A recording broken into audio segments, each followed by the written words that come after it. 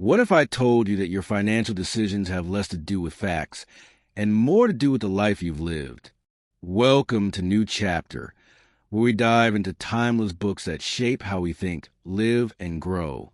Today, we begin an eye-opening journey through Psychology of Money by Morgan Housel. In Chapter 1, we'll uncover a truth that explains why smart people can still make strange money decisions and why, when it comes to money, no one's crazy. The core idea: personal experiences shape financial behavior. Morgan Housel opens the book with a bold statement. People do some crazy things with money, but no one is crazy. Think about it. Someone growing up in 1950s America, a time of strong economic recovery, sees the stock market as a golden opportunity. But someone raised during the Great Depression, they may view investing as dangerous, unstable, and risky. And both of them are right, not because of data, but because of their lived experience.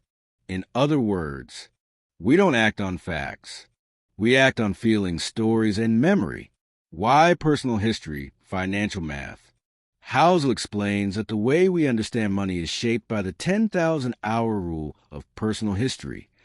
You might learn about inflation from textbooks, but living through hyperinflation or job loss, that hits differently.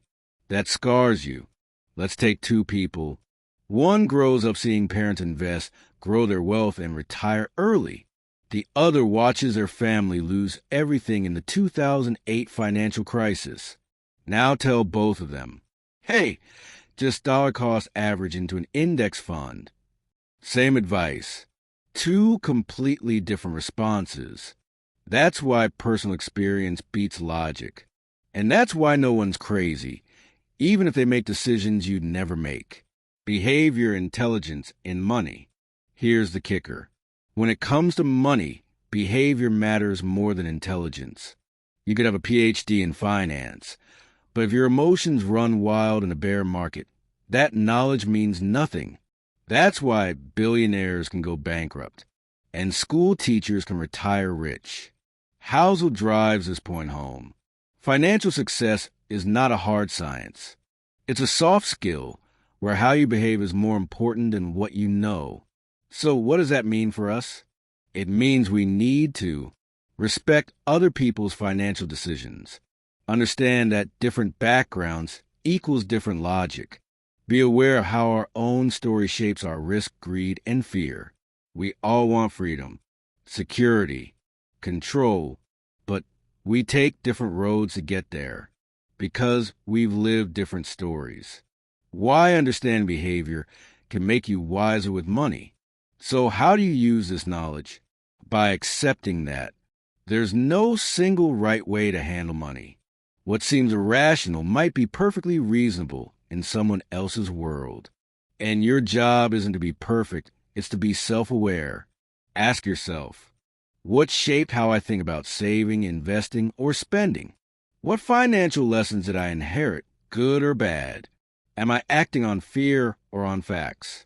Real-world examples of no one's crazy. Let's take 3 short real-world examples.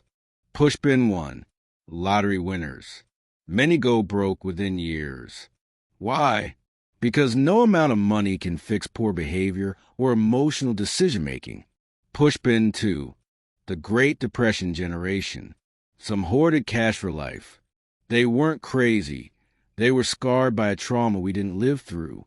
Pushpin 3, millennials and 2008. Many millennials are cautious with stocks. Not because of logic, but because their financial coming of age was during a crash. Understanding their context leads to compassion, not judgment. To wrap up Chapter 1 of the Psychology of Money, key takeaways. Everyone handles money based on their own story. That story may not make sense to you, but it's real to them. Your best financial edge isn't IQ, it's self-awareness. And finally, no one's crazy. Thank you for watching New Chapter. If this episode made you think, like, subscribe, and share. Next up, Chapter 2, Luck and Risk. where we explore how much of success is truly in your hands. Until then, keep reading, keep reflecting, and start your new chapter with purpose.